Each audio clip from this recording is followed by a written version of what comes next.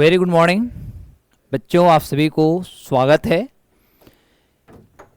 Current affair. आज जैसा कि सैटरडे है, शनिवार है, शनिवार को हम लोग करेंट अफेयर करते हैं, उसके बाद इंडियन पॉलिटी हमारी होगी। तो आज हमारा करेंट अफेयर का हम लोग एक ऐसे बर्निंग टॉपिक रखेंगे जो कि आपके एग्ज़ाम में आने ही आना है, क्वेश्चंस तो आएंगे ही आएंगे। तो इस टॉपिक में आज का हमारा जो टॉपिक है वह भारत वन स्थिति रिपोर्ट है। यानी ये भारत वन स्थिति जो रिपोर्ट है, ये भारत वन स्थिति रिपोर्ट को आज हम लोग वर्तमान में देखेंगे। ग्लोबल फॉरेस्ट जो है, ग्लोबल फॉरेस्ट के यदि देखेंगे तो एक रिपोर्ट आती है और उसका नाम है ग्लोबल फॉरेस्ट वॉच। तो ग्लोबल फॉरेस्ट वॉच के द्वारा अभी जो रिपोर्ट आई है, ये पूरे रिपोर्ट को आज हम लोग समझने की कोशिश करेंगे कि ग्लोबल फॉरेस्ट वॉच रिपोर्ट 2023 क्या कहता है। क्योंकि चूंकि देखा जाए तो अंतर्राष्ट्रीय स्तर पर हम सभी जानते हैं कि प्रत्येक साल हम 5 जून जो होता है, 5 जून को हम अंतर्राष्ट्रीय पर्यावरण दिवस मनाते हैं। तो जो अंतर्राष्ट्रीय हम पर्यावरण दिवस मनाते हैं, पर्यावरण दिवस मनाने का जो हमारा मेन मकसद होता है वह होता है कि पर्यावरण को सुरक्षित रखना, संरक्षण रखना, जिससे कि आने वाला जो हमारा भविष्य होता है, आने वाली जो हमारी जनरेशन होगी, या हम ज़्यादा से ज़्यादा स्वच्छ रहें या सुरक्षित रहें। तो अभी जो भारत वन स्थिति रिपोर्ट जो आया है, और यह रिपोर्ट लाई गई है GFW के द्वारा, यानी ग्लोबल फॉरेस्ट वॉच जो है, यह एक संस्था है, एक NGO है। इसके माध्यम से भी जो रिपोर्ट लाई गई है, यह रिपोर्ट अपने आप में बहुत इंपॉर्टेंट माना जाता है। इस नई रिपोर्ट के अनुसार कहा गया है कि भारत में यदि देखा जाए वर्ष बाई वर्ष, यानी ईयर ऑन ईयर देखेंगे तो 2024 में देश में लगभग 18,200 हमारा हेक्टेयर में जो हमारा प्राथमिक वन होते हैं, यानी प्राइमरी जो फॉरेस्ट होते हैं, यह प्राइमरी फॉरेस्ट को नष्ट कर दी गई है। वहीं यदि 2023 की बात करें तो 2023 में इसकी जो डेटा था वह मात्र 17,700 था। मतलब हम कह सकते हैं कि जहां पूरे दुनिया में फॉरेस्ट को प्रोटेक्ट करने के लिए, पर्यावरण को सुरक्षित रखने के लिए, पेड़ पौधे लगाने के लिए पूरे दुनिया में जागरूकता चलाई जा रही है, इसे संरक्षण करने के लोगों को जागरूक और शिक्षित किया जा रहा है, वहीं लगातार यदि देखा जाए तो पिछले साल की अपेक्षा 2023 की अपेक्षा 2024 में भारत में बहुत तेजी से पौधे जो होते हैं या प्राथमिक जो वन हैं उनको नष्ट कर दी गई है। तो चलो अब हम लोग एक एक जो है इसके हम रिपोर्टों की बात करेंगे। तो हम बात करेंगे ग्लोबल फॉरेस्ट वॉच रिपोर्ट के अनुसार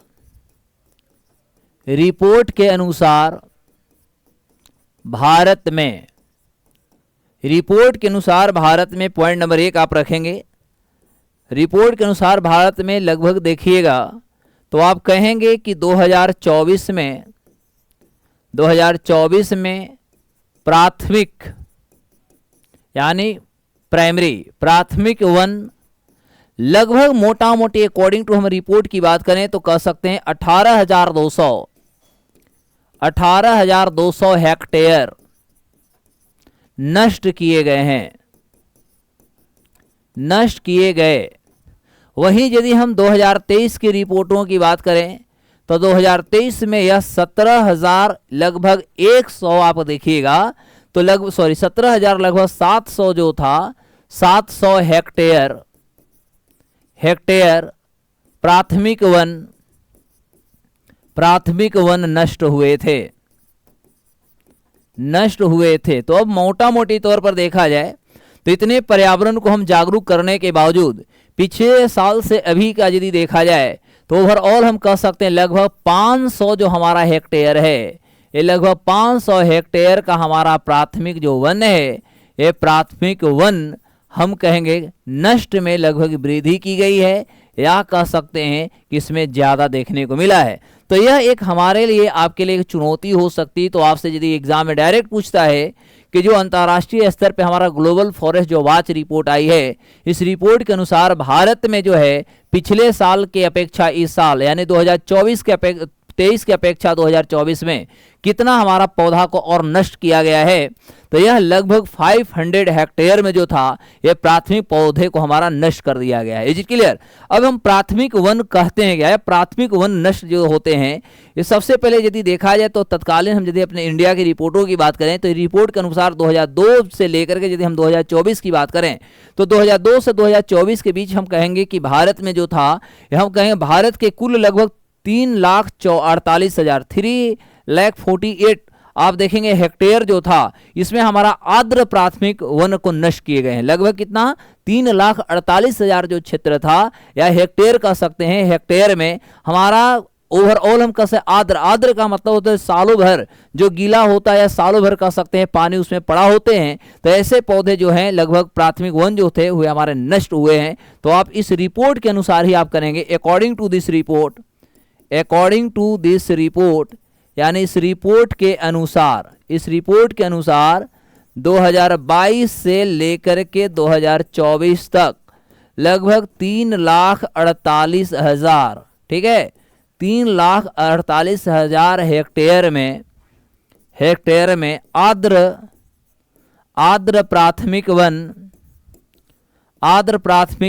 नष्ट हुए हैं। ये रिपोर्ट आपको याद करना होगा।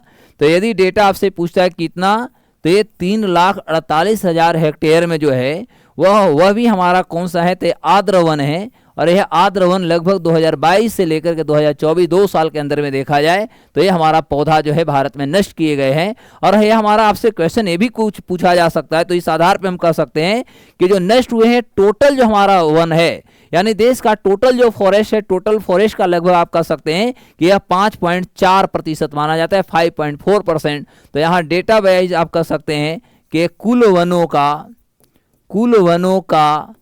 5.4% हमारा जो है वो लगभग 2 साल के अंदर हम कह सकते हैं कि 3,48,000 जो हमारा वृक्ष को जो नष्ट किए गए हैं।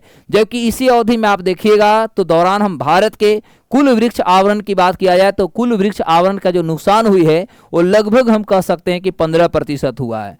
तो कहेंगे आप कि इसी अवधि के दौरान, इस अवधि के दौरान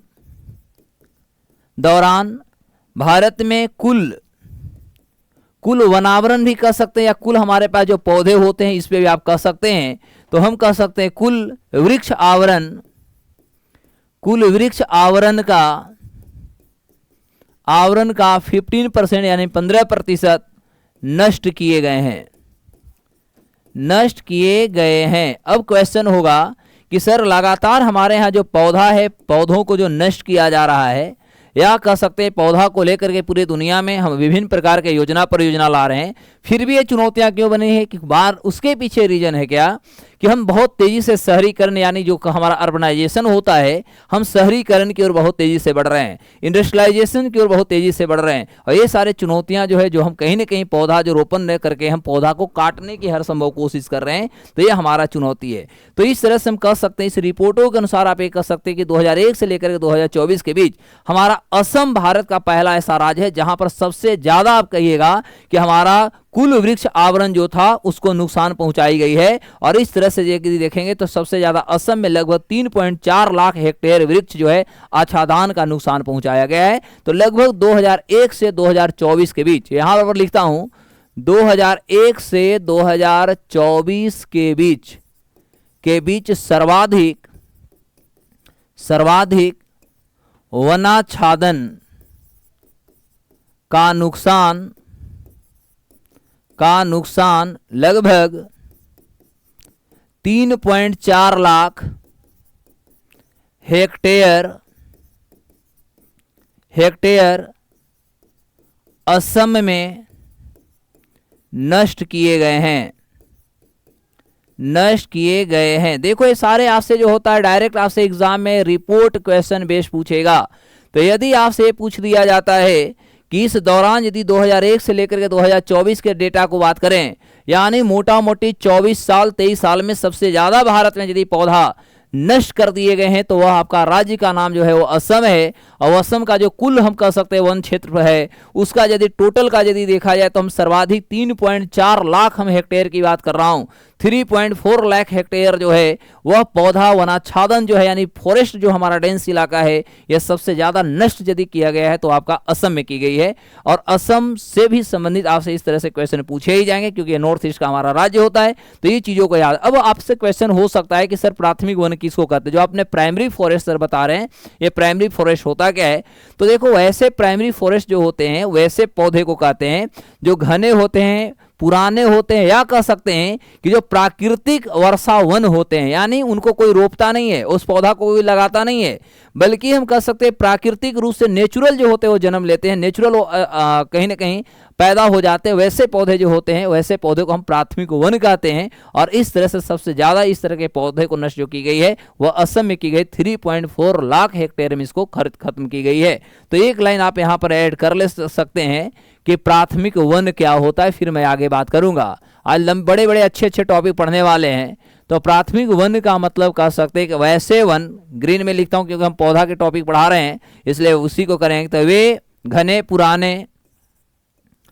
वे घने पुराने एवं प्राकृतिक रूप से, ठीक है, कह सकते हैं प्राकृतिक वर्षावन, या वे घने पुराने एवं प्राकृतिक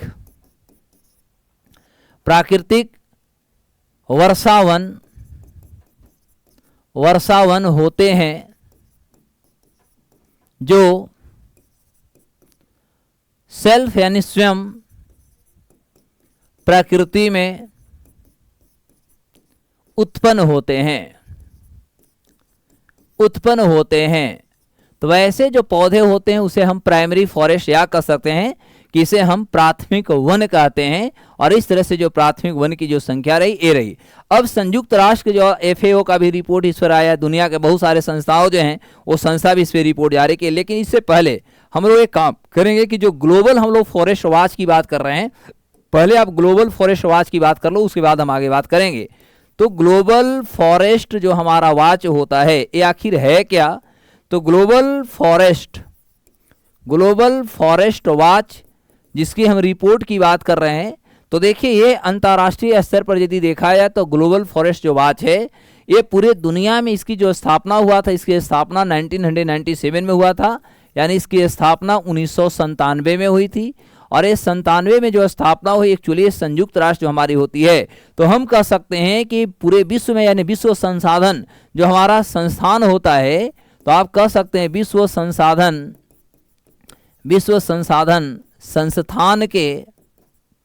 संस्थान के एक कह सकते हैं एक पहलू के रूप में कह सकते हैं, या कह सकते हैं कि वैश्विक पहल है, कि एक वैश्विक पहल है जिसका मुख्य कार्य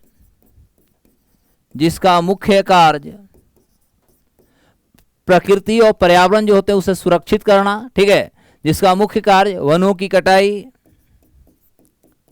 वनों की कटाई से संबंधित सारे डेटा को एकत्रित करना, वनों को कैसे संरक्षित किया जाए, वनों को कैसे रोका जाए, इस पर बात करना।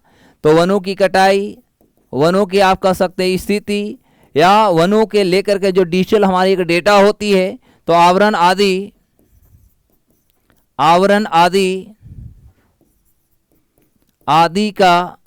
की डेटा एकत्र करना तथा रिपोर्ट जारी करना है। Is it clear? तो ये संस्था का यदि मुख्य काम देखा जाए, इसके बाद हम लोग एक बहुत बड़े रिपोर्ट पढ़ने वाले हैं और वह हमारा होगा भारत रत्न, पद्म भूषण, ये सब पढ़ेंगे। तो ग्लोबल फॉरेस्ट जो हमारा वॉच होता है, ग्लोबल फॉरेस्ट वॉच की स्थापना 1997 में की गई। और यह पूरे दुनिया में जो विश्व संसाधन है, यानी इसकी अंग्रेजी यदि आप करेंगे तो आप कर लो क्योंकि कुछ बच्चे इसमें अंग्रेजी मीडियम भी हैं। तो वर्ल्ड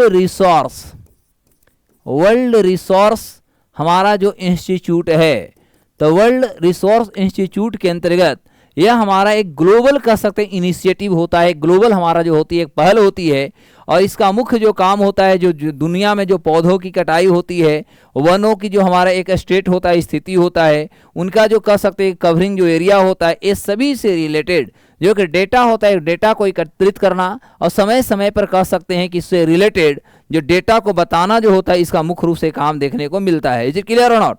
अब इस रिपोर्ट के आधार पर जब हम लोग बात करें तो आपको एक एक रिपोर्टों को समझना होगा, क्योंकि भारत का वन रिपोर्ट की यदि बात करें तो सबसे पहले आप लोग हमें कमेंट सेशन में बताओ कि भारत के, यदि आपसे क्वेश्चन पूछा जाए कि पर्यावरण, वन और जलवायु परिवर्तन मंत्री भारत के कौन है, जल्दी से जवाब देंगे, क्योंकि अगले हम लोग जो रिपोर्ट करेंगे वह भारत वन स्थिति रिपोर्ट करने जा रहे हैं। भारत वन स्थिति रिपोर्ट, और यह रिपोर्ट हम लोग 2023 का करेंगे, क्योंकि 2023 का ही रिपोर्ट अभी आई, इसलिए हम 24 का नहीं करेंगे। तो यह रिपोर्ट जो जारी करने वाले हैं, ठीक है, तो ये आपका जारीकर्ता जो है यह भारत के पर्यावरण, वन एवं जलवायु परिवर्तन मंत्री कौन है? तो हिंदी में लिख देते हैं केंद्रीय वन, पर्यावरण एवं जलवायु परिवर्तन मंत्री, और इनका नाम है भैया, कोई जल्दी से बता दो, आप लोग इनके बारे में नाम सुना होगा, एग्जाम में आपसे क्वेश्चन पूछेंगे। तो ये भारत के जो है उनका नाम है भैया भूपेंद्र यादव। तो जो भूपेंद्र यादव जी जो है ये भारत के भी तत्कालीन कहेंगे कि यह वन, पर्यावरण एवं जलवायु परिवर्तन मंत्री भारत के हैं, और इन्हीं के द्वारा हम कहेंगे कि 2024 में जो रिपोर्ट जारी की, तो यह रिपोर्ट जो था 21 दिसंबर 2024 को, 21 दिसंबर 2024 को रिपोर्ट जारी किया गया। और ये जो रिपोर्ट जारी किया गया है, इस रिपोर्ट को मैं बता दूं, आप सभी को पता है कि हमारे भारत में जो हमारा वन अनुसंधान जो केंद्र है, ठीक है, तो ये हमारा भारत वन स्थिति रिपोर्ट जो है, इसको जो जारी की गई है, यह एक्चुअली हम सभी को पता है कि यह द्विवार्षिक होता है, यानी साल में हमारा जो होता है 2 बार आती है, और इसका प्रकाशन जो है 1987 से इस रिपोर्टों को किया जा रहा है। और यह भारत वन स्थिति रिपोर्ट जो था 2023 का जो आया, यह हमारा एडिशन की यदि बात करते हैं तो यह हमारा 18वां एडिशन था। और ये भी हम आपको बता दूं कि ये रिपोर्ट जो आई थी, चूंकि हमारे भारत में वन अनुसंधान हमारा जो संस्थान है देहरादून, वहीं पर भूपेंद्र यादव जी आए थे और उन्होंने इस रिपोर्टों को जारी किया। यानी वन अनुसंधान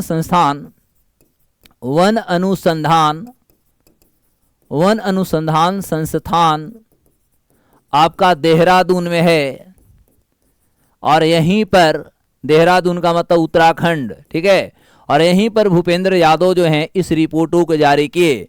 यह रिपोर्ट या इस रिपोर्ट को 1987 से 1987 से देहरादून, ठीक है, 1987 से जारी किया जा रहा है, याद रखना। और यह एक द्विवार्षिक वन रिपोर्ट होता है, यानी साल में यह रिपोर्ट जो होती है यह 2 बार जारी किया जाता है। बच्चों आपको समझ में आ रही है? जो भी बच्चे जुड़े हैं आप बताओ कि आपको क्लियर अच्छे से हो रहा है या नहीं। तो इस तरह से हर साल, यानी साल में जो होता है ये 2 रिपोर्ट जारी किए जाते हैं, इसीलिए द्विवार्षिक कहते हैं। और ये 2023 का जो आपका रिपोर्ट है, यह रिपोर्ट आपका 18वां है, यानी 18वां इसको आप संस्करण कहेंगे, और अंग्रेजी में इसको आप एडिशन कहेंगे। तो यह अभी तक आपसे ये भी क्वेश्चन पूछेगा कि 2023 में जो हमारा रिपोर्ट वन स्थिति रिपोर्ट जो आई है, यह भारत की कैवां रिपोर्ट है? तो यह देश का यदि देखा जाए तो हमारा 18वां रिपोर्ट है, और इसकी शुरुआत 1987 में की गई, और इस वाले रिपोर्ट जो जारी किया गया वो वन अनुसंधान संस्थान देहरादून में की गई, और यह 21 दिसंबर 2024 को की गई। और किसके द्वारा? तो देश के कह सकते हैं वन पर्यावरण एवं जलवायु जो परिवर्तन मंत्री हैं भूपेंद्र यादव जी, इन्हीं के द्वारा ये रिपोर्ट जारी किया गया। बताओ इससे रिलेटेड कोई अब क्वेश्चन आपसे पूछेंगे या क्वेश्चन आपसे छूटेगा? मुझे तो नहीं लगता है कि साहब आपसे कोई क्वेश्चन छूटने वाला है। अब इस रिपोर्टों को यदि हम और एनालिसिस करें तो इस रिपोर्ट के अनुसार हम कह सकते हैं कि कुल वन और वृक्ष आवरण क्षेत्र में लगभग देखिएगा तो 8,27,357 जो हमारा वर्ग किलोमीटर हो गया है। यानी हम कह सकते हैं कि भारत में वनों का जो हमारा आवरण है इसमें एक बहुत बड़ी हम कह सकते हैं इसमें वृद्धि हुआ है या देखने को मिल रहा है। तो इस रिपोर्ट के अनुसार, अब यहां पर आता हूं अगले पॉइंट लेकर के, इसको आप समझिएगा। तो आप कहेंगे इस रिपोर्ट के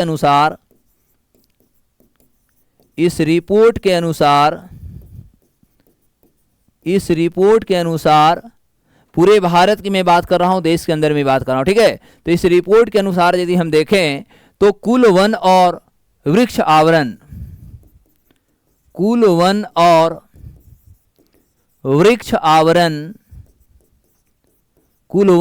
वृक्ष आवरण में लगभग मोटा मोटी तौर पर हम यदि कहें तो लगभग आप कह सकते हैं कि 8,27,357 8,27,357 वर्ग किलोमीटर में फैला हुआ, या कह सकते अभी तक ये नया जो डेटा ही है इस डेटा के अनुसार कहेंगे कि लगभग 8,27,357 वर्ग किलोमीटर में पाया गया है, ठीक है, पाया गया है। मतलब आज हमारा जो कुल क्षेत्रफल है उसमें लगभग 8,27,357 किलोमीटर स्क्वायर जो है इसमें हमारा अभी के डेट में वन है। Is it clear? और इस तरह से हम भौगोलिक यदि क्षेत्रफल की बात करें तो हमारा जो टोटल जो भौगोलिक यानी जियोग्राफिकल जो हमारा एरिया है वह जियोग्राफिकल एरिया का लगभग 25.17% जो है ये इसको कवर करता है। Is it clear? तो आप कह सकते हैं कि जो देश के भौगोलिक क्षेत्रफल का, जो देश के भौगोलिक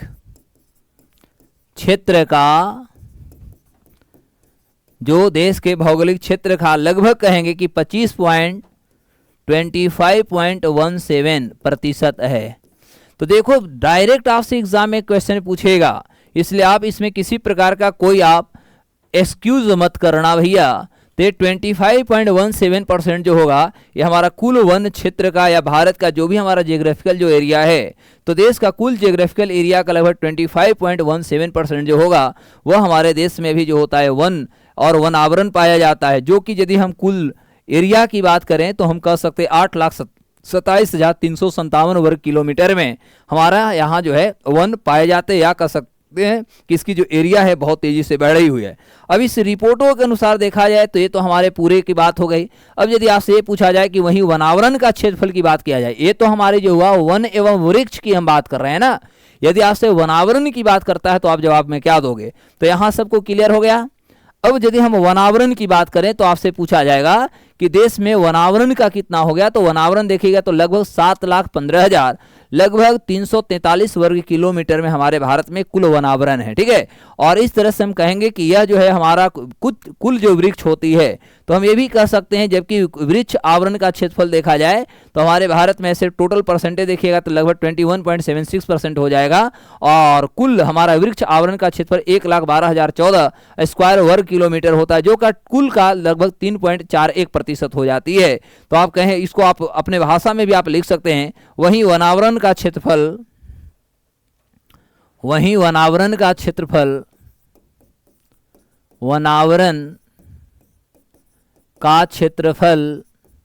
देखो ये सारे जो हैं आपके डेटाबेस क्वेश्चन है और डेटाबेस आपसे क्वेश्चन पूछता है, ठीक है। तो वनावरण का क्षेत्रफल लगभग 7,15,343 किलोमीटर स्क्वायर, या कह सकते हैं वर्ग किलोमीटर, आपको जो अच्छा लगे। तो ये जो टोटल हमारा जो हुआ यानी 7,15,343 किलोमीटर का स्क्वायर जो हुआ, यहाँ पर हमारा क्या है वनावरण है। ध्यान देंगे क्या है हमारा वनावरण है। और इस तरह से यदि हम देखा जाए तो कुल यदि देखा जाए तो यह भी लगभग आप कह सकते हैं कि लगभग 21.76% कितना हो जाएगा, तो लगभग टोटल का 21.76% जो हमारा कुल जो हमारा वनावरण होती है उस वनावरण का लगभग 21.76% हो जाती है। जबकि वृक्ष आवरण का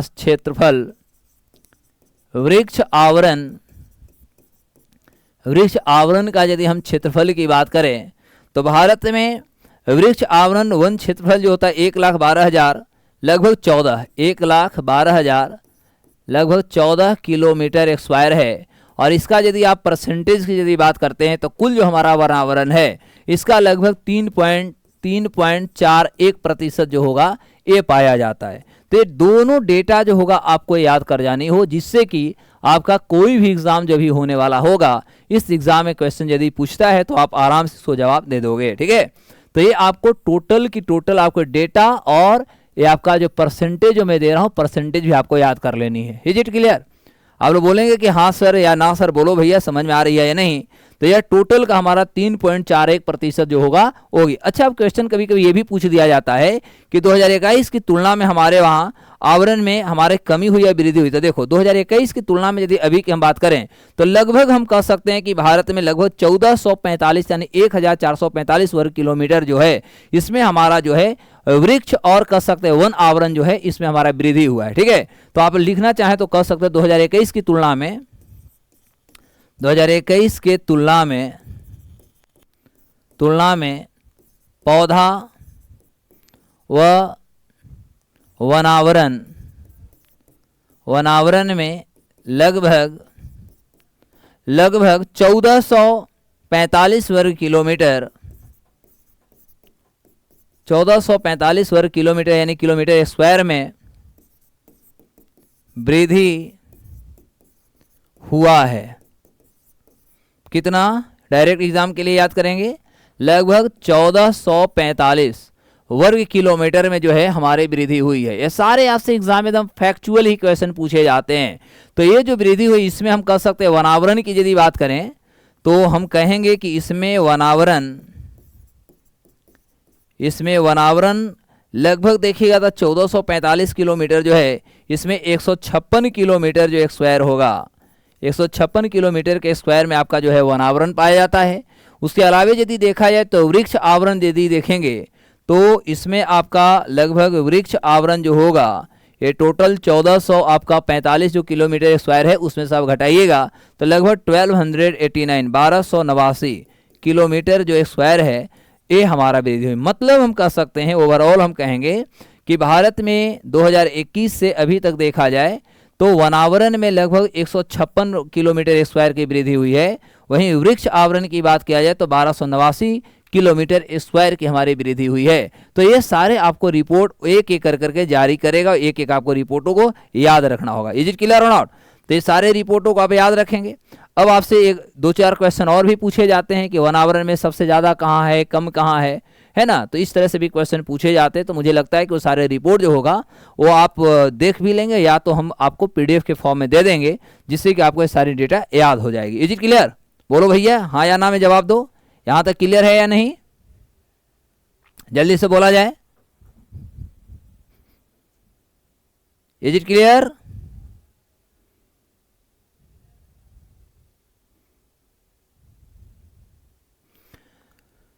तो चलिए अब हम लोग आगे की बात करेंगे फटाफट बिना देर किए हुए।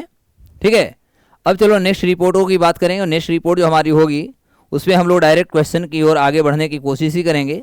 संभावित जो भी क्वेश्चंस पूछे गए हैं वो सारे क्वेश्चंस की हम बात करेंगे। ठीक है, तो देखो अब हम लोग जो अगला हमारा जो एपिसोड है वो अगला जो हमारा करंट अफेयर का पार्ट है वह हमारा लिस्ट ऑफ पद्म अवार्ड से, चूँकि आप सभी को पता है कि हम अपने देश की यदि बात करेंगे तो हमारे भारत में जो हमारा सिविलियन जो अवार्ड्स होता है, ठीक है, सिविलियन अवार्ड्स आप कहेंगे या कह सकते हैं कि हमारे देश के जो सर्वोच्च सम्मान की हम यदि बात करें तो देश में सर्वोच्च जो हमारी सम्मान होती है यह सर्वोच्च सम्मान सबसे पहला हमारा देश का जो होता है भैया वह देश का सर्वोच्च सम्मान हमारा भारत रत्न होता है। ठीक है, तो भारत रत्न जो होता है हमारा पहले स्थान पर आता है। उसके बाद दूसरे स्थान पर हमारा पद्म पुरस्कार आता है। कौन होता है? पद्म पुरस्कार आता है। और पद्म पुरस्कार हमारा 3 हो जाता है। एक पद्म विभूषण हो जाएगा, पद्म विभूषण हो जाएगा, एक हमारा पद्म भूषण हो जाता है और तीसरा जो होता है वो हमारा पद्म श्री हो जाता है। तो इस तरह से हमारे भारत में जो होती है हमारे यहाँ 2 सर्वोच्च कह सकते हैं देश का नागरिक सम्मान इसको माना जाता है, जहाँ पर भारत रत्न हमारे पहले स्थान पर आती है। दूसरी महत्वपूर्ण बात याद रखिएगा कि हमारे यहाँ जो भारत रत्न के साथ साथ पद्म भूषण में 3 हमारा जो पद्म पुरस्कार है, पद्म विभूषण, पद्म भूषण और पद्म श्री जो होती है, ये सभी की जो हमारे यहाँ स्थापना किया गया, यानी इस्टेब्लिशमेंट किया गया, ये सभी की स्थापना 1954 में किया गया। और पहली बार जो सब दे गई थी उस समय देश के हमारे जो तत्कालीन जो राष्ट्रपति जी थे वह थे डॉक्टर राजेंद्र बाबू, यानी राजेंद्र प्रसाद जो थे, राजेंद्र प्रसाद के द्वारा इसको मुख्य रूप से अवार्ड को दिया गया है। तो पहली बार हम 1954 में जो था ये हमने अवार्ड को शुरू की है। तो अभी मैं आपको बता दूं कि 2025 का जो हमारा पद्म पुरस्कार जो है, पद्म पुरस्कार की हमारी घोषणा भी हो गई। और इसकी घोषणा जो होती है वो देश का जो हमारा गणतंत्र दिवस जो होता है, यानी जो हमारा रिपब्लिक डे होता है, तो गणतंत्र दिवस के हमारा पूर्व जो संध्या होता है, ये पूर्व संध्या पर इसकी घोषणा की जाती है देश के राष्ट्रपति जी के द्वारा। और इस तरह से हमारे देश के जो भी राष्ट्रपति हैं वह द्रौपदी मुर्मू जी हैं। और द्रौपदी मुर्मू जी जो हैं, ये द्रौपदी मुर्मू जी के द्वारा भारत में जो अभी तक है वह आपका पद्म अवार्ड की घोषणा किया जा चुका है। और इस तरह से हमारा तीनों जो है पद्म विभूषण, पद्म भूषण और पद्म श्री जो अवार्ड होती है, ये तीनों की बात हो गई। एक्चुअली ये जो देने की बात होती है किनको दिया जाता है, तो ये पद्म पुरस्कार में देखिएगा तो पद्म विभूषण जो होता है पहले स्थान पर आता है, पद्म भूषण दूसरे स्थान पर आएगा, पद्म श्री हमारा तीसरे स्थान पर आता है। यदि मान लिया जाए कोई सार्वजनिक क्षेत्र की यदि बात किया जाए, तो कोई सार्वजनिक क्षेत्र में बहुत अच्छा यदि योगदान दे रहा है, शिक्षा की बात कर रहे हैं, हम चिकित्सा की बात करेंगे, ठीक है, मान लिया जाए कोई जो है साहित्य के भी क्षेत्र में बहुत अच्छे कार्य कर रहे हैं, ठीक है, वो खेल के क्षेत्र में अच्छे कार्य कर रहे हैं, तो जिससे कि कह सकते हैं समाज जो होती है, हमारा सोसाइटी जो होता है, समाज पर एक सकारात्मक जो हमारा प्रभाव पड़ती है। तो सकारात्मक जिस पे प्रभाव पड़ता है या समाज के लिए वह कुछ न कुछ एक यूनिक जो होता है, वो यूनिक क्षेत्रों में यदि काम करते हैं, तो वैसे लोगों को एक एम्पावर्ड करने के लिए या इनकरेज करने के लिए एक उन्हें सम्मान दिया जाता है। उस सम्मान को नाम है भैया भारत रत्न भी कहेंगे। और उसके अलावा उसके जस्ट नीचे देखेंगे तो हमारा 3 जो होता है पद्म पुरस्कार होता है, विभूषण, पद्म भूषण और पद्म श्री। ये जिट क्लियर हो गया। तो अब इस तरह से यदि हम रिपोर्टों की बात करें तो इस साल का जो हमारा पद्म भूषण दी गई है, तो सबसे पहले इस डेटा को हम लोग आप समझते हैं। तो अभी तक जो है टोटल यदि देखा जाए तो हम पद्म भूषण की बात करें या पद्म विभूषण की यदि हम बात करें, तो इस साल यदि देखा जाए तो टोटल ये जो है 100 ओवरऑल यदि देखिएगा तो ये तीनों को मिला करके 139 लोगों को दिया गया है, ठीक है। यानी हम पद्म पुरस्कार की बात करें तो जो आपका पद्म पुरस्कार जो आपका 2025 है, यह पद्म पुरस्कार 2025 इस साल कुल यदि हम लोगों की बात करें तो टोटल इस साल के लोगों में जो है यह पद्म पुरस्कार 139 लोगों 139 लोगों को जो है यह लोगों को दिया गया है, टोटल 139 लोगों को दिया गया है। अब इसमें तीनों भागों में आप बांट करके एग्जाम के लिए याद रखिएगा, क्योंकि पहला आपका जो होगा वो पद्म विभूषण हो जाएगा, ठीक है, दूसरा आपका जो होगा वो पद्म भूषण हो जाएगा और तीसरा जो होगा वो पद्म श्री हो जाएगा। तो ये 3 जो होते हैं तीनों अवार्ड दी गई है। और इस तरह के यदि हम अवार्डों की बात करें तो ये जो तीनों जो अवार्ड 139 लोगों को दिया गया है, जिसमें हमारा पद्म भूषण जो है वो पद्म भूषण आपका 7 लोगों को दी गई है, पद्म विभूषण 7 लोगों को दी गई है, पद्म भूषण जो है 19 लोगों को दिया गया। अब कितने बच गए? तो अब जो भी सदस्य आपके पास बच गए, यानी ओवरऑल 113 सदस्य बच गए, यानी 113 जो लोग हैं 113 लोगों को आप कहेंगे कि पद्म श्री दिया गया।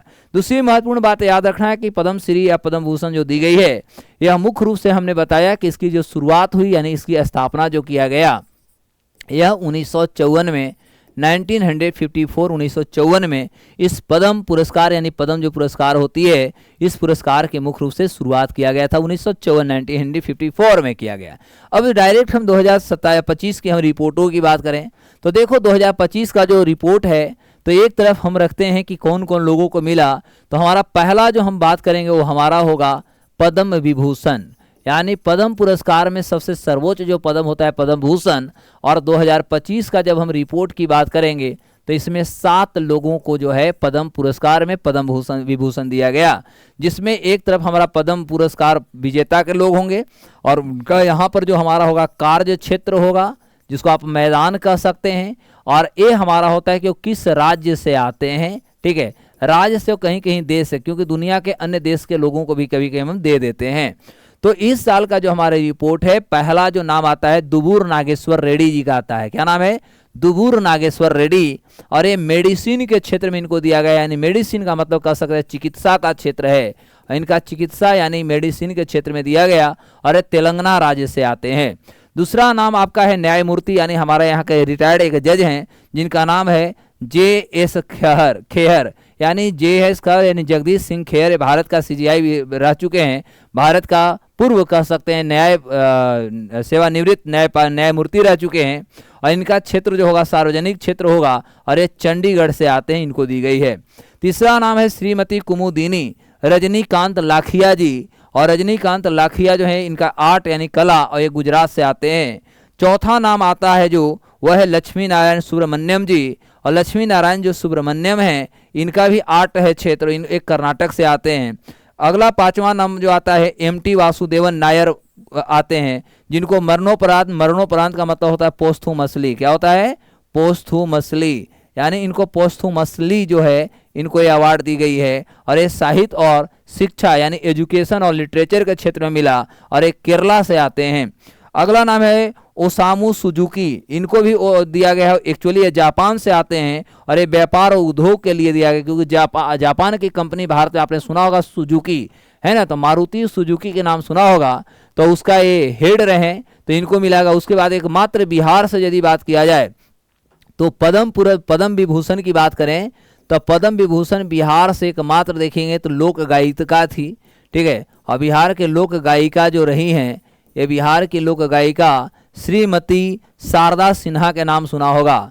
तो शारदा सिन्हा जी जो हैं, जिनको आपने जानते होंगे कि खास तौर पे जो छठ का जो गीत होता है, तो छठ गीत को ये खूब गाती थी, और छठी में इनकी मृत्यु भी हुआ था, ये भी आपने सुना होगा।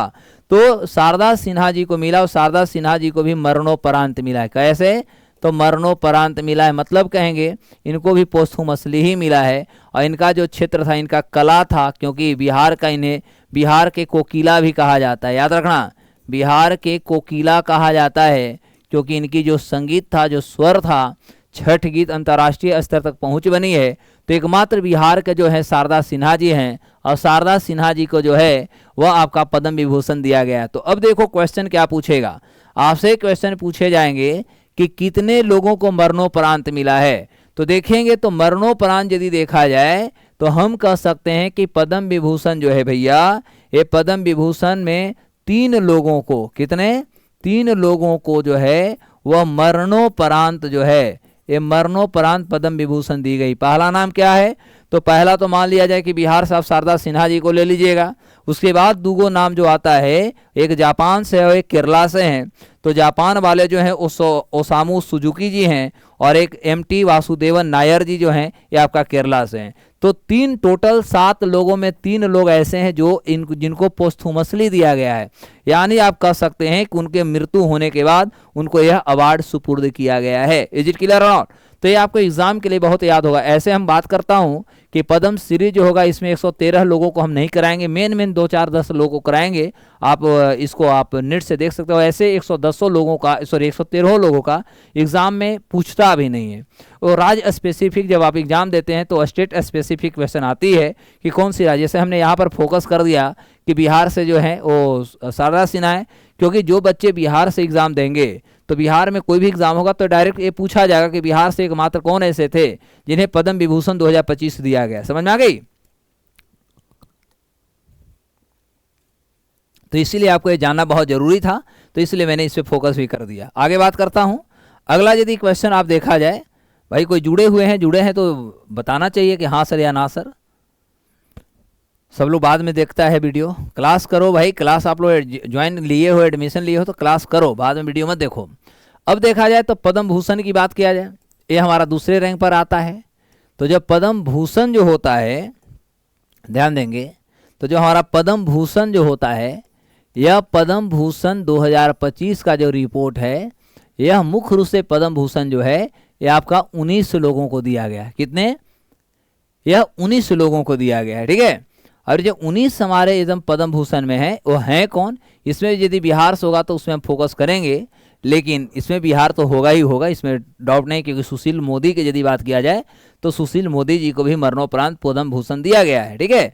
उसके बाद बिहार से यदि बात किया जाए तो हम कहेंगे कि जैसे ये जो थे आपको कुणाल है ना, तो कुणाल साहब को भी मिला है, तो बिहार से भी 2 को मरणोपरांत ही बात करेंगे। तो इसमें सबसे पहला जो नाम आता है जो पद्म भूषण है, वह पहला ए सूर्य प्रकाश का, जो लिटरेचर और पत्रकारिता में थे। कर्नाटक से अनंत नाग जी हैं, कला से हैं। विवेक देवराय आपको जानते हैं, विवेक देवराय जी, इनको भी मरणोपरांत में, ये विवेक देवराय वही हैं जो कि आपको हमने विवेक देवराय के बारे में पहले भी बताया था। तो ये जो विवेक देवराय हैं, विवेक देवराय, तो विवेक देवराय जो हैं ये इन्हीं की अध्यक्षता में आप देखिएगा तो 2016 में, ठीक है, रेलवे रिकंस्ट्रक्शन कमेटी बनाई गई थी। रेलवे रिकंस्ट्रक्शन, तो रेलवे रिकंस्ट्रक्शन आपका एक कमेटी बनाई गई थी, और रेलवे रिकंस्ट्रक्शन जो कमेटी थी इसी के सिफारिश पर आप 2017 में देखिएगा तो रेलवे रिकंस्ट्रक्शन कमेटी के जो थे ये विवेक देवराय जो थे अध्यक्ष थे, ठीक है।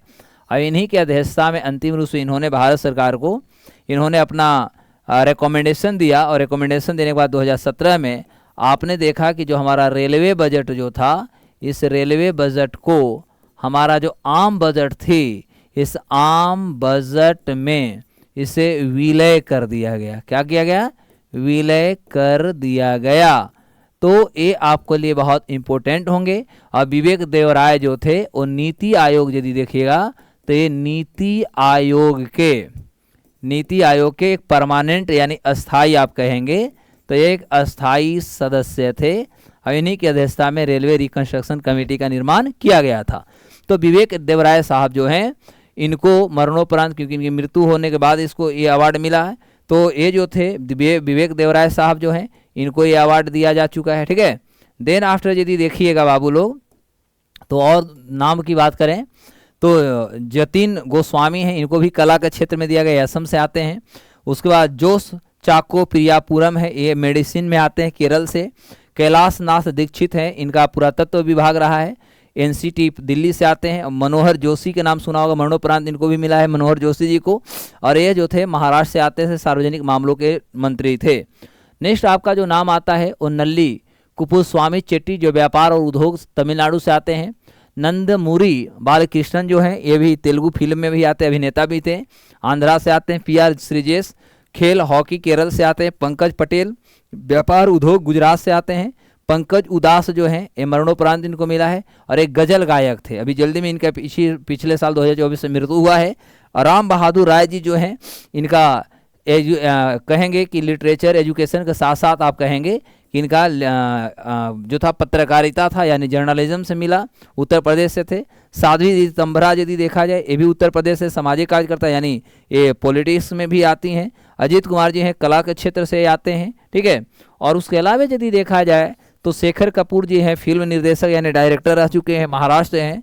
शोभना चंद्र कुमार जी हैं कला तमिलनाडु से हैं। अब ये जो है आपके बिहार से आते हैं, ठीक है, जैसा कि हम बात कर रहे थे, तो ये बिहार से हैं सुशील कुमार मोदी जी, और इनको भी मरणोपरांत यानी पोस्टहुमसली मिला है।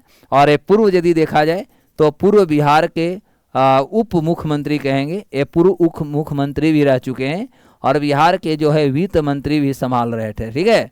तो वित्त मंत्री भी बिहार के रह चुके हैं। और विनोद एक धाम जी हैं जो विज्ञान और इंजीनियरिंग के क्षेत्र में अमेरिका से आते हैं, और इनको भी भारत सरकार जो है पद्म भूषण जो है ये पद्म भूषण भारत सरकार जो है इनको भी दिया है। विनोद धाम हैं तो भारतीय, लेकिन अमेरिका में रह करके वहाँ पर इस सेवा दे रहे हैं। ये जी क्लियर हुआ, सबको समझ में आ गई। अब चलते हैं नेक्स्ट हमारा जो होगा पद्म, और ये हमारा पद्म भूषण जो होता है, पद्मश्री जो होगा, पद्मश्री आप लोग खुद कर लीजिएगा, ठीक है, क्योंकि पद्मश्री टोटल जो 113 लोगों को मिली है वो आपको कर लेना होगा। Is it clear. अब चलते हैं थोड़ा सा इसी आधार पे हम लोग एक और बात कर लिया जाए, तो यदि हम पद्म ये सब हो गए, यदि हम भारत रत्न की बात करें, यहाँ पर मैं हेडिंग डाल देता हूँ क्योंकि भारत रत्न की भी जो है घोषणा नहीं हुआ है, ध्यान देना। तो यहाँ पर हम कर देता हूँ आपका भारत रत्न, और भारत रत्न यदि देखा जाए तो अभी 2025 की घोषणा नहीं हुई है, अभी 2024 के ही घोषणा हुआ है, इसलिए 2024 पे बात करेंगे। तो ये भारत रत्न जो है सबसे पहले याद रखिएगा कि ये देश का यानी भारत का, ठीक है, भारत का यह एक हमारा सर्वोच्च हमारा एक सम्मान है, सर्वोच्च सम्मान है, और जिसकी स्थापना यदि देखा जाए तो इसकी हमारी स्थापना जो हुआ था, इसकी स्थापना 1954 में की गई थी। और हमारा भारत रत्न जो था पहली बार यदि देखेंगे तो पहली बार 1954 में 3 लोगों को दिया गया था। ठीक है, 3 लोगों को दिया गया था। और 3 लोग कौन कौन थे याद कर लीजिएगा। ये 3 जो लोग थे, एक थे राधा कृष्ण, नहीं कह सकते सर्वपल्ली राधा कृष्णन जी थे, सर्वपल्ली राधा कृष्णन जी थे। एक श्री राजगोपालाचारी थे, राजगोपालाचारी थे, और एक आपका सीवी रमन थे। ठीक है, यानी ये 3 लोगों को पहली बार 1954 में दी गई, और तीनों के तीनों जो थे ये तमिलनाडु से थे, तमिलनाडु से थे। तो ये भारत में पहली बार 1954 में जो था, ये आपका भारत रत्न जो थी ये 3 लोगों को दिया गया। और तीनों के तीनों जो थे वो कौन थे, तो तीनों की यदि बात किया जाए तो तीनों के तीनों जो थे यह मुख्य रूप से आप देखेंगे तो ये आपका तमिलनाडु से थे। Is it clear?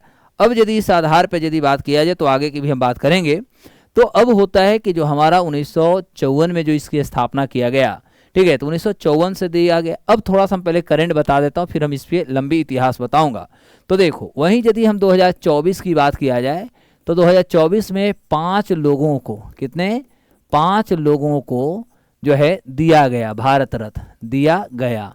तो आपसे एग्जाम में पूछा जा सकता है कि 2024 में कितने लोगों को दी गई। तो 2024 का जो हमारा भारत रत्न जो हुई, इसमें मुख्य रूप से हमारा 5 लोगों को दिया गया। आप नाम सुने होंगे, MS स्वामीनाथन जी के नाम सुना होगा, एक एक करके बता रहा हूँ।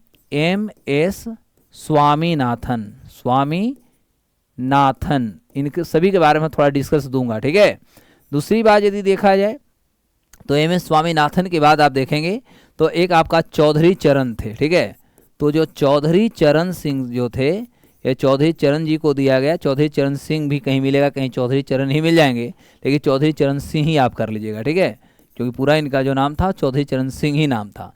तीसरा जो व्यक्ति का नाम आता है वो PV नरसिम्हा राव का आता है। ठीक है, तो PV नरसिम्हा राव जी जो थे ये भारत के पूर्व प्रधानमंत्री भी रह चुके हैं। ऐसे चौधरी चरण सिंह भी रह चुके हैं। उसके अलावा यदि देखेंगे तो इसमें लाल कृष्ण आडवाणी को मिला और कर्पूरी ठाकुर को मिला। तो यहाँ कर लेते हैं लाल कृष्ण आडवाणी, और एक कर लेते हैं कर्पूरी ठाकुर, जो एक कर लीजिएगा कर्पूरी ठाकुर। ठीक है, अब ये 5 जो लोग थे, ये 5 लोगों को 2024 में जो है वह आपका भारत रत्न दिया गया है। अब होता है कि हमारे भारत रत्न किसको मिलेगा, इसका जो सिफारिश होता है वह देश के प्रधानमंत्री अंतिम रूप से करते हैं। और चूंकि हम सभी को पता है कि जब MS स्वामीनाथन जी की बात करते हैं तो इनको हरित क्रांति का जनक कहा जाता है। हरित जो हमारी क्रांति है, तो हरित क्रांति के इनको जनक कहा जाता है, क्योंकि भारत में जो ग्रीन रेवोल्यूशन लाया गया था, और हमारे भारत में जो ग्रीन रेवोल्यूशन लाई गई थी, आप सभी को पता है कि हमारे देश में ग्रीन रेवोल्यूशन कब आया, तो 1966-67 में देखिएगा तो हमारे यहाँ ग्रीन रेवोल्यूशन आया था। और एक ग्रीन रेवोल्यूशन इन्हीं के द्वारा लाई गई थी। तो ये हमारे ग्रीन रेवोल्यूशन का जो पीरियड रहे थे हमारे यहाँ, यह हमारा 1966-67 में देखिएगा तो हमारे यहाँ ग्रीन रेवोल्यूशन लाया गया। चौधरी चरण सिंह देखिएगा तो ये देश के पूर्व यदि देखा जाए तो ये एक्स कह सकते हैं, प्रधानमंत्री रहे यानी PM रहे। और चौधरी चरण सिंह एक किसान नेता थे। पहले ध्यान देंगे, यह चौधरी चरण सिंह जो थे किसान नेता थे, और किसान नेता के रूप में भारत के पूर्व प्रधानमंत्री रहे, और इन्हें भारत रत्न की भी घोषणा किया गया। PV नरसिम्हा राव तो आप जानते ही होंगे कि PV नरसिम्हा राव हमारे देश के ये भी एक्स प्राइम मिनिस्टर भी रहे। और साथ ही साथ कह सकते हैं कि इन्हीं के द्वारा 1991 में जब भारत आर्थिक नीतियों या आर्थिक संकुचन से गुजर रहा था, तो जो हमारा LPG जो होता है यानी लिबरलाइजेशन, प्राइवेटाइजेशन, ग्लोबलाइजेशन, तो इन्हीं के द्वारा लाई गई। इन्हीं के द्वारा 1991 के नई आर्थिक जो नीति था, वह नई आर्थिक आपका नीति जो थे, न्यू इकोनॉमिक जो पॉलिसी था, इन्हीं के द्वारा लाया गया था। और देश को उस तरह की स्थितियों से इन्होंने कहीं ना कहीं बाहर से निकाला। लाल कृष्ण आडवाणी की बात किया जाए तो ये आपका बीजेपी के नेता रह चुके हैं, पूर्व उप प्रधानमंत्री रह चुके हैं और बीजेपी के ये अध्यक्ष भी रह चुके हैं। कर्पूरी ठाकुर जो है ये आपका बिहार से आते हैं, ठीक है, और यह बिहार के देखेंगे तो फोर्थ, ठीक है, ये चौथे मुख्यमंत्री भी रहे, यानी सीएम कहेंगे, तो बिहार का सीएम भी ये रहे। और पहली महत्वपूर्ण बात यहाँ पर ये हो जाती है कि कर्पूरी ठाकुर जो थे, यह कर्पूरी ठाकुर ओवरऑल यदि देखा जाए तो किसान एक गरीब घराने से भी आते थे। और सबसे महत्वपूर्ण बात होता है कि कर्पूरी ठाकुर के द्वारा ही जो हमारा ओबीसी जो वर्ग होता है, इनको जो 27% आपका आरक्षण की जो बात किया गया है, यह आरक्षण का कंसेप्ट इन्हीं के द्वारा पूरे भारत में लागू किया गया था। तो इस तरह से 4 ऐसे लोग जो रहे, ये चारों लोगों को हम कहेंगे कि भारत में जो थी, यह इनको भारत सरकार जो है ये सभी को अवार्ड देने की बात किया है। Is it clear? अब देखो ये सारे तो चीज़ एकदम शॉर्ट में हो गए, तो अभी 2025 को है, थोड़ा सा भी क्लियर कर देता हूँ। तो 2025 की घोषणा यदि देखा जाए तो 2025 की घोषणा अभी तक नहीं हुआ है, ठीक है, अभी तक नहीं हुआ है, इतना हमें याद करना पड़ेगा। अब होता है कि हमारे आखिर घोषणा कौन करते हैं, तो देखो हमारे यहाँ जो हमारा भारत रत्न होता है, इसका नॉमिनेशन जो होता है, ठीक है, या नामों की घोषणा जो होती है, तो नाम की घोषणा जो होता है, नाम की घोषणा आपका राष्ट्रपति करेंगे, ठीक है, राष्ट्रपति द्वारा होता है। लेकिन याद रखिएगा कि नाम जो भेजा जाता है, नाम का जो रिकमेंडेशन किया जाता है, यानी नाम का प्रस्ताव जो होता है, प्रस्तावित जो किया जाता है, प्रस्तावित प्रधानमंत्री द्वारा होता है, ठीक है, यानी पीएम जो होता है, किसको भारत रत्न मिलना है, वो प्रधानमंत्री उनका नाम का नॉमिनेट करते हैं या नाम को आगे बढ़ाते हैं, और राष्ट्रपति जो होते हैं उनको नाम उस पर दे देते हैं। इज इट क्लियर और नॉट? अब हम लोग एक एक पॉइंट की थोड़ा सा हम बात करेंगे, क्योंकि हमारा भारत रत्न से संबंधित यदि बात करें तो पहली बार जब हमारे भारत रत्न की स्थापना 1954 में हुआ था, तो इसमें कहा गया था कि 3 लोगों को ही हमें देना होगा। लेकिन 1999 में पहली बार जो थी हमारे यहाँ भारत रत्न 4 लोगों को दिया गया है। तो फिर हम लोग एक स्लाइड और आगे लेंगे और आगे की बात करेंगे। तो देखो बात हम लोग कर रहे हैं भारत रत्न का। तो भारत रत्न की यदि बात किया जाए तो सबसे पहले कहेंगे कि भारत रत्न 3 लोगों को दिया जाता है, लेकिन 1999 में 4 लोगों को दिया गया था, 4 लोगों को दिया गया था। और फिर अभी आप देखिएगा कि 2024 में जो है, 24 में 5 लोगों को दिया गया, ठीक है, 5 लोगों को दिया गया। ये भी क्लियर हो गई। तीसरी महत्वपूर्ण बात आप याद रखिएगा कि ऐसा किसी भी प्रकार के भारत रत्न के यदि नियमों की बात करें तो ऐसा कहीं नियम में लिखा हुआ नहीं है कि आपको इतना ही देना है, 3 को देना है, 4 को। हाँ, मान के चलते 3 की बात हुआ था। अब आगे बात करूं कि भारत रत्न पुरस्कार में जो होता है कोई पैसा नहीं दी जाती, ठीक है। तो इस पुरस्कार में कोई राशि मतलब पैसा, राशि नहीं दिया जाता, ठीक है, इसमें कोई पैसा नहीं दिया जाता, ठीक है। और इससे भी और ज़्यादा महत्वपूर्ण आपको बातों को याद रखना है कि जब हम भारत रत्न की बात करते हैं तो यदि हम वरीयता की बात करें, ठीक है, तो भारत रत्न पुरस्कार प्राप्तकर्ता जो होता है, इनकी वरीयता की यदि बात किया जाए तो वरीयता में देश में 7वें स्थान पर आते हैं, 7वें स्थान पर ये आते हैं। और तीसरी महत्वपूर्ण बात, देश के संविधान के अनुच्छेद 18 की बात करें तो संविधान के अनुच्छेद हम यदि 18 की बात करें तो 18 में हमारा क्या है, 18 में हमारा है कि जो टाइटल ऐसे मिलता है उसका अवहेलना। तो देश के संविधान के 18 के 1 यदि हम देंगे तो 18 के 1 के तहत जो हमारा टाइटल होता है, तो यह कोई टाइटल व स्टेटस नहीं है, बल्कि यह एक सम्मान है, यह एक सम्मान है, ये भी क्लियर रखना होगा, ठीक है। अब होता है कि जब हम भारत रत्न की बात करें तो क्या आपसे एक क्वेश्चन पूछ दिया जाए कि क्या हमारे भारत रत्न कभी बंद हुआ था? तो देखो हमारे देश में जो देखा जाए तो 1977 में जो थी, 1977 में मोरारजी देसाई की जब सरकार बनी तो मोरारजी देसाई की सरकार ने भारत रत्न निरस्त या कह सकते हैं बंद कर दिए। परंतु 1980 में इंदिरा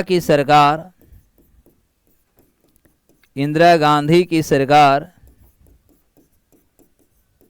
पुनः शुरू किया और जब 1980 में इसको पुनः शुरू किया गया तो कहेंगे कि 1980 में जो था ये शुरू जब की गई तो अगेन शुरू करने के बाद मदर टेरेसा को पहली बार दिया गया। तो गलती से यदि आपसे क्वेश्चन पूछ दिया जाए कि 1977 से 80 में जब बंद कर दी गई और बंद करने के बाद पुनः फिर इसको जब शुरू किया गया तो ये पहली बार ये पुरस्कार किसको दी गई? तो जब 1980 में इसको शुरू किया गया तो शुरू करने के साथ ही यह मदर टेरेसा को दिया गया, ठीक है। तीसरी महत्वपूर्ण बात होती है कि भारत रत्न में अन्य पुरस्कारों की यदि देखा जाए तो भारत रत्न से संबंधित जो आपका मेडल तैयार किया जाता है ना, ये सारे के सारे जो होता है कलकत्ता में एक अलीपुर हमारा टेक्सटाइल है और वहीं पर ये सभी हमारा जो होता है ये भारत रत्न के अन्य हमारा जो या भारत रत्न कहेंगे या हम कह सकते हैं अन्य प्रकार के जो पद्म पुरस्कार होते हैं वे सभी जो हमारा तैयार किए जाते हैं या बनाए जाते हैं वह आपका कलकत्ता के अलीपुर जो टेक्सटाइल है या टक्साल जो है वो टक्साल में इसको तैयार की जाती है, ठीक है। तो ये चीज़ों को भी आपको याद कर लेना होगा। तो कर देता हूं भारत रत्न एवं अन्य पद्म पुरस्कार का मेडल कलकत्ता स्थित अलीपुर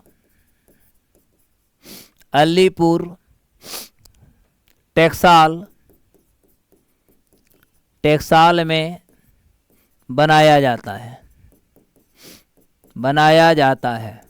इतना डेप्थ आप जानो कि आपसे कोई भी एग्जाम में गलती से क्वेश्चन पूछे तो आपको एकदम लगे कि हाँ भाई अब हम कुछ कर रहे हैं। अब इससे रिलेटेड अभी और क्वेश्चन करेंगे। देख लो भैया टाइम में बच रहा है कि नहीं बच रहा है। चलो इसको जल्दी से हम लोग कर लेते हैं फिर आगे की बात करेंगे। तो देखो हम बात कर रहे हैं भारत रत्न। देखो भारत रत्न में मरणोपरांत जो था ये मरणोपरांत शुरुआत कब हुई? तो कहेंगे कि मरणोपरांत शुरुआत यानी पहले भारत रत्न जब स्थापना हुआ तो ये मरणोपरांत मरने के बाद नहीं दी जाती थी। ये मरणोपरांत शुरुआत जो हुआ था 1966 में हुई थी, ठीक है।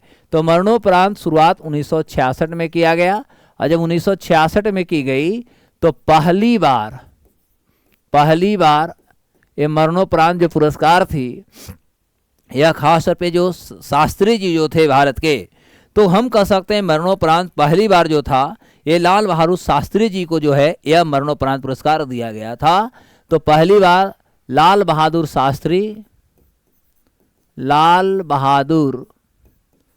शास्त्री ब्रैकेट में कर लेंगे 1966 में दिया गया। यानी इससे पहले हमारे यहाँ भारत रत्न जो थी वह मरणोपरांत नहीं दिया जाता था। जो भी दिए जाते थे जिंदा लोगों के लिए दिया जाता था, ठीक है। लेकिन पहली बार ऐसा शुरू हुआ और इंदिरा गांधी भारत रत्न प्राप्त करने वाली भारत की पहली महिला भी बनी है, ठीक है। तो यहाँ पर आप डाल लीजिएगा इंदिरा गांधी भारत रत्न प्राप्त करने वाली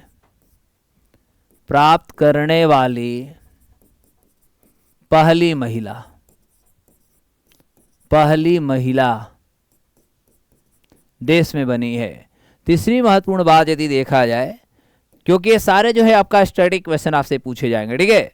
उसके बाद यदि देखा जाए तो अभी तक हम बात कहेंगे कि 1987 में और 1990 में 2 विदेशी नागरिकों को भी दिया गया। 2 विदेशी नागरिकों को दिया गया। कौन? भारत रत्न। पहली बार यदि देखा जाए तो 1987 में, 1987 में और फिर 1990 में दी गई। तो 1987 में जो दिया गया था वो खान अब्दुल गफ्फार खान के नाम सुना होगा, और 90 में जो दिया गया नेल्सन मंडेला को। तो इसमें खान अब्दुल गफ्फार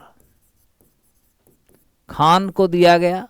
एक्चुअली पाकिस्तान से चले गए, पाकिस्तान में चले गए थे। और 90 में नेल्सन मंडेला,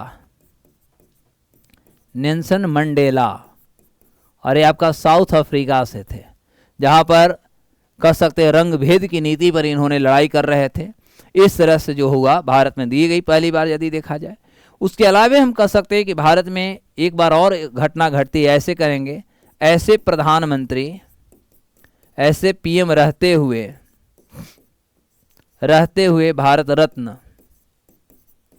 भारत रत्न प्राप्त करता भी पूछेगा।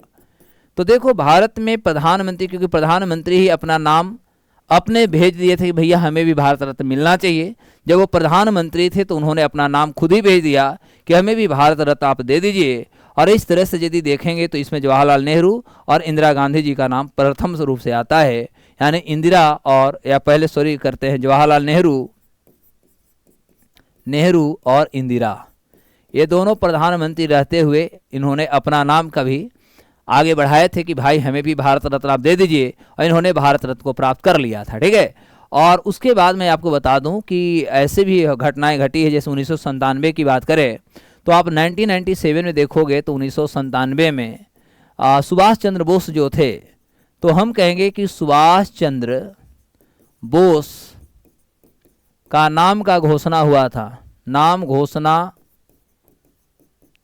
होने के बाद भी नहीं मिला, क्योंकि इनकी मृत्यु को लेकर के, क्योंकि इनका मृत्यु जो है विवादास्पद है, और इसलिए 1997 में घोषणा हुआ था।